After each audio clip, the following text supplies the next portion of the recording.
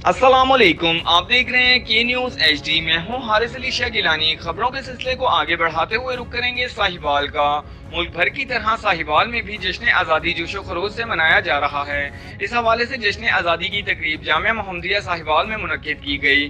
Programme का बाकायदा आगाज़ तलावत कुरान पाक से किया गया। इसके बाद नाते रसूल मकबूल सल्लल्लाहु अलैहि वसल्लम पेश की गई। प्रोग्राम के मेहमान खुसूसी चौधरी वहीद सदर जामिया मोहम्मदिया थे। तकरीब में खसूसी खिताब हज़रत अल्लामा मौलाना मुफ्ती मोहम्मद इमाम बख्श नदीम मोहम्मदी सैफ़ी और हाफिज़ मोहम्मद अहमद इमाम मोहम्मदी सैफ़ी ने किया। इस मौका पर उस्ताज़ा कराम मोअज़्ज़िज़ीन इलाका, सियासी समाजी सहाफ़ती शख्सियात ने बड़ी तादाद में शिरकत की। इस मौका पर इमाम बख्श नदीम ने खिताब करते हुए कहा, इसको कहते हैं जो बेकांटा जो काबुल में तो हिंदुस्तान का हर पीरो जमा बेताब हो जाए।